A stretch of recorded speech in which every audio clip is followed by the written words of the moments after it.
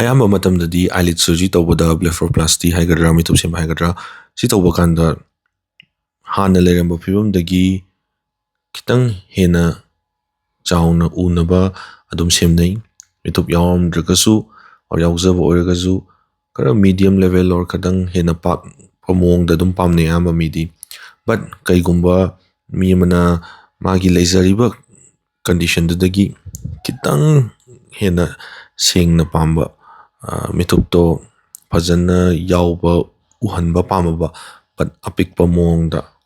ꯑꯗꯨꯃꯥꯏꯅ ꯄꯥꯝꯃꯒꯁꯨ ꯁꯤꯒꯤ ꯐꯣꯇꯣꯗ ꯎꯔꯤꯕ ꯃꯑꯣꯡ ꯁꯨꯃꯥꯏꯅ ꯇꯧꯕ ꯌꯥꯏ ꯃꯤꯊꯨꯞ ꯁꯦꯝꯃꯦ ꯍꯥꯏꯔꯒ ꯍꯦꯛꯇ ꯆꯥꯎꯊꯣꯛꯈꯤꯅꯤ ꯍꯥꯏꯕ ꯂꯩꯇꯦ ꯍꯦꯛꯇ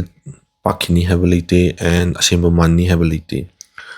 ꯀꯨꯞꯅ ꯇꯥꯟꯅꯔꯒ ꯀꯩ ꯑꯄꯥꯝꯕꯅꯣꯗꯣ ꯈꯟꯅꯔꯒ ꯁꯨꯃꯥꯏꯅ ꯂꯩꯖꯔꯤꯕ eyelid ꯍꯥꯟꯅ ꯃꯤꯊꯨꯞ ꯌꯥꯎꯔꯁꯨ ꯌꯥꯎꯗ꯭ꯔꯁꯨ khitang yahonse haiba yai so that yam natural looking manaba and magi hanagi look to adum maintain tawnaba but only khitang refresh look khitang hena rejuvenated look haitare magi mit to yengbada phajathoknaba sumaina tawba yai isagi look to ka hena kishamna hongdoktabida and sumaina pikna semba or masagi yauzaramba mithupsigi mathakta leiba skin ji khandawji lokthokpada kasu yam pomaju oide and recovery ju yamna thui